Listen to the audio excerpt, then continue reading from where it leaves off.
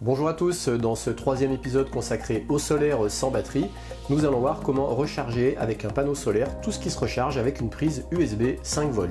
C'est-à-dire par exemple un téléphone portable, un phare de vélo avant, un phare de vélo arrière, une lampe frontale, ce petit multitesteur pour composants électroniques, une caméra du genre GoPro, une radiocommande de détecteur de métaux, le Deus, ou même une powerbank. Pour faire ça, on aura besoin d'un panneau photovoltaïque et d'un petit module régulateur de tension fixe 5V avec prise USB-A femelle en sortie. Soit ça se trouve tout près comme ça, là, le petit module régulateur de tension avec les prises USB se trouve dans cette petite pochette, soit on le fait soi-même en se procurant un panneau solaire de suffisamment grande taille et suffisamment de puissance, parce que si le panneau est trop petit, ça ne marchera pas. Prévoir au minimum un panneau solaire d'une puissance de 20 watts, et on viendra soi-même rajouter un petit module régulateur de tension comme celui-là,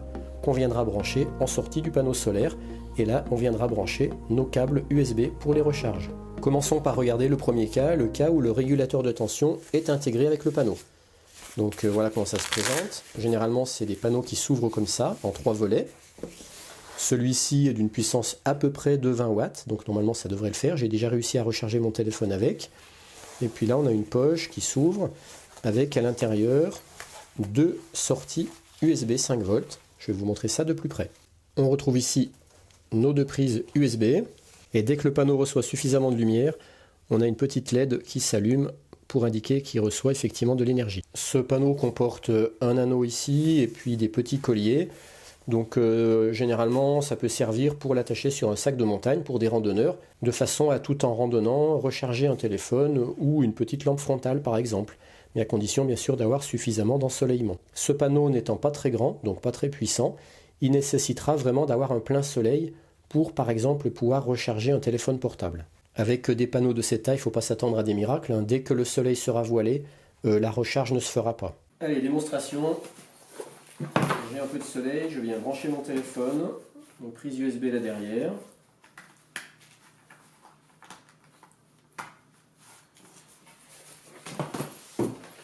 Hop, je viens mettre comme ça face au soleil. Et je viens brancher mon téléphone.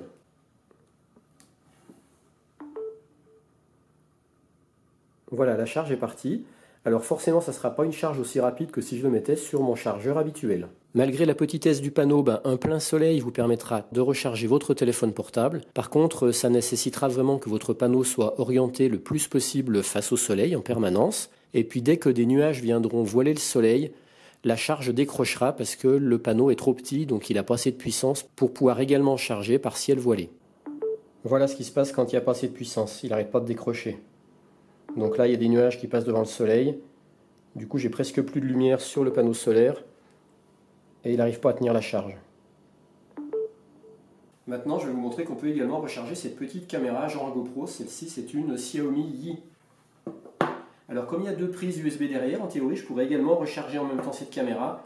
Mais là, je crains que comme on est en novembre, que le soleil est un peu rasant et que le ciel est un petit peu voilé, je crains que ça me fasse décrocher la charge du téléphone portable. Je vais quand même essayer. Donc normalement, il y a une LED qui s'allume en rouge ici. On va regarder de plus près. Voilà, on voit que la LED s'allume. Par contre, elle clignote. Donc à mon avis, la charge doit être un peu trop lente. Donc je pense que c'est parce qu'il n'y a pas assez de soleil. Donc je vais débrancher le téléphone. Voilà, la LED reste maintenant allumée fixe maintenant que j'ai enlevé le téléphone. Donc ma caméra est bel et bien en train de se recharger maintenant grâce au panneau solaire. L'avantage de ces régulateurs de tension en 5V, c'est que même si votre panneau solaire est en plein soleil, peu importe la puissance qu'il fournit, de toute façon vous récupérerez du 5V en sortie et il n'y a aucun risque que vous grillez les appareils que vous allez venir brancher ici. Pour ceux qui voudraient se procurer ce type de panneau avec régulateur de tension 5V USB intégré, je vous mets un lien dans le descriptif de cette vidéo. Ça sera un panneau d'une puissance de 21 watts et il comporte 2 sorties USB 5V en sortie de 2 A. On a vu qu'on pouvait s'en procurer un tout fait. Maintenant, on va regarder comment s'en faire un soi-même. On aura besoin d'un panneau photovoltaïque et d'un petit boîtier comme celui-ci. Pour le panneau, je vais utiliser un panneau comme celui-ci. Voici ses caractéristiques. Il a une tension à vide de 21 volts Il a une tension maximum en fonctionnement VP max de 18 volts. Il a une puissance de 20 watts et donc un courant IP max de 1,12 ampères. Ce panneau est muni à l'arrière d'un petit boîtier, mais ce n'est pas un boîtier régulateur de tension, ça n'a rien à voir. C'est tout simplement un boîtier, comme je l'ai expliqué dans une précédente vidéo, qui contient une diode de protection contre les polarisations inverses. Donc ça n'a rien à voir avec le petit boîtier qu'on va regarder maintenant. En plus, moi je me suis amusé à venir brancher en parallèle avec la sortie de mon panneau solaire un petit voltmètre à 2 fils qui me donne donc la tension produite par le panneau solaire. Mais bon, ça c'est vraiment un petit gadget que je me suis amusé à faire. Autre info importante, moi je m'étais amusé aussi à rajouter un petit interrupteur, mais quelqu'un m'a alerté pour le courant continu. Là ça va que c'est des courants de faible intensité, donc on peut utiliser ces interrupteurs mécaniques.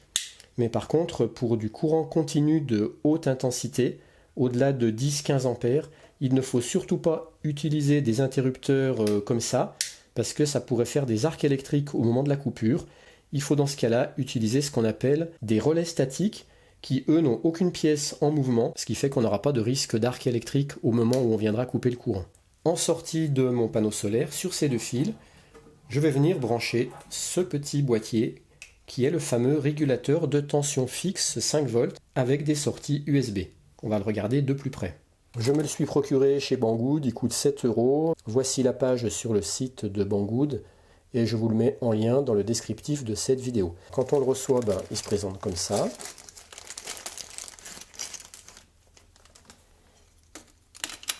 Voilà, il y a la visserie, il y a un autocollant qui rappelle qu'en sortie, on a une tension en courant continu de 5 volts avec un courant maximum de 3 ampères. Et on a USB 1, USB 2. Voici le boîtier. Et voici la plaque. Donc là, on a nos 2 prises USB-A femelles. On voit qu'on a les 2 plots V-in- et V-in+. C'est donc ici qu'on va venir souder les 2 fils de sortie de notre panneau photovoltaïque. En entrée, je rappelle, la tension doit être comprise entre 5 et 20 volts. Donc ne jamais dépasser le 20 volts. C'est pour ça que j'ai pris des panneaux solaires en VP max de 18 volts.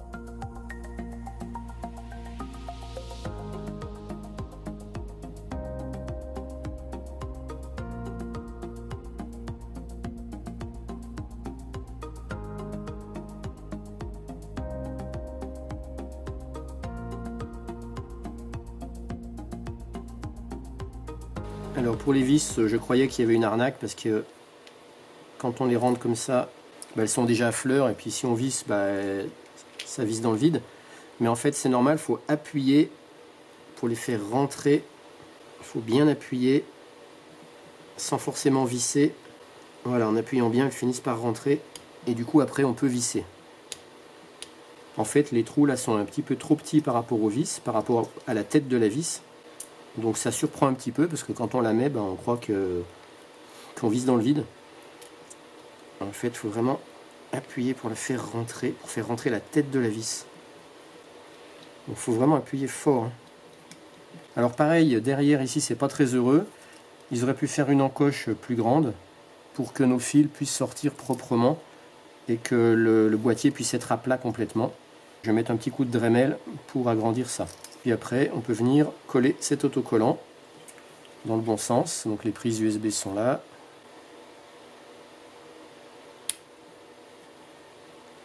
Voilà, j'ai mon petit régulateur de tension fixe en 5 volts. Si on regarde sur le site de Banggood la fiche technique de ce régulateur, on voit qu'il est donné pour un courant maximum de sortie de 3 ampères. Donc ça ne me pose pas trop de questions. Ça veut dire que le courant de sortie ne pourra jamais être supérieur à 3 ampères. Donc il ne faudra surtout pas venir brancher sur ces prises des appareils qui consommeront plus de 3 ampères, sinon ça risque d'endommager ce régulateur. Mais regardez, il parle également d'un courant maximum de 3 ampères en entrée. Donc là je ne comprenais pas trop, parce que je me disais, alors si on vient brancher un panneau photovoltaïque en 18 volts d'une puissance qui peut sortir un courant de 5 ampères, est-ce que c'est mauvais pour le régulateur ? Et là j'ai posé la question à quelqu'un qui m'a tout de suite répondu. Donc un grand merci à lui. Il m'a dit ce courant de 3 ampères de maximum en entrée, c'est tout simplement le courant d'entrée maximum que le régulateur de tension va consommer. Donc si on lui branche un panneau qui peut délivrer 5 ampères, ça sera dangereux ni pour le panneau ni pour ce régulateur. Donc cette info de courant maximum d'entrée de 3 A ne veut pas du tout dire qu'on ne peut pas le brancher à une source de courant pouvant être supérieure à 3 A. Cette info de 3 A max, ça veut dire que ce boîtier consommera au maximum de sa puissance 3 A du côté courant entrée. Donc si on le relie à un panneau capable de produire 5 A, le montage il ne consommera que 3 A et ça sera mauvais ni pour le panneau ni pour le régulateur. Ce régulateur c'est en réalité un abaisseur de tension. Imaginons que notre régulateur il a un rendement de 100% pour faire simple. En fait le rendement n'est jamais de 100%, mais pour faire simple, imaginons qu'il a un rendement de 100%. Ce rendement ça veut dire qu'il va restituer en sortie toute la puissance qu'il consomme en entrée. Donc si par exemple on lui tire un courant de 2 A en sortie, vu que sa sortie est en 5 volts, avec la formule P égale UI, on aura donc une puissance de 2 A fois 5 volts, 10 watts. Ça voudra dire, toujours dans l'hypothèse d'un rendement de 100%, que notre régulateur consommerait en entrée également ces mêmes 10 watts provenant du panneau solaire. Et sachant que le panneau en plein soleil il est en 18 volts, eh bien le régulateur en entrée, toujours avec la formule P égale UI, il consommerait un courant de 10 watts divisé par 18 volts, 0,55 ampères environ. Maintenant que tout est assemblé, il ne reste plus qu'à tester. Je vais commencer par vérifier la tension de sortie avec un voltmètre. Donc je suis venu me mettre une petite prise USB reliée à mon voltmètre. Allez, je mets sous tension. Et bien c'est bon, j'ai effectivement à peu près du 5 volts, 5,2 volts. Et je vois même la tension en sortie de mon panneau qui bouge pas mal, entre 9 et 12 volts. Le ciel est complètement voilé, donc c'est pas top pour mon expérience. Mais bon, ça montre que même avec un soleil bien voilé, j'arrive à récupérer une tension à vide de 5 volts. Honnêtement, je pense que si je branche quelque chose, le courant sera trop faible. Et puis j'en profite pour vous donner la petite surprise, c'est qu'on voit qu'il y a une LED. Donc là, quand je vais couper, hop, la LED s'éteint. Je rallume, j'ai une LED qui indique que j'ai une tension de sortie. Je n'ai plus qu'à attendre que le soleil pointe le bout de son nez pour terminer cette vidéo. Voilà, le soleil est revenu, on va tester les charges. Alors bon, c'est pas un soleil bien puissant, c'est un soleil de novembre, donc très rasant. Mais vous allez voir, ça marche quand même très bien. Alors on va essayer déjà avec le téléphone.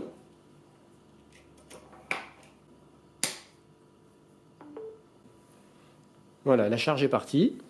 On va voir si avec ce soleil quand même pas très puissant en novembre, il arrive à accepter la charge de 2 appareils, parce que comme on a 2 prises USB, je vais essayer de recharger cette petite caméra Xiaomi Yi en même temps. Ben, visiblement oui, parce que le téléphone n'a pas décroché et on voit que la LED de recharge de la Xiaomi Yi s'est allumée en rouge. Donc là actuellement je suis en train de recharger ces 2 appareils en même temps. Je peux également recharger cette petite lampe à LED Styx.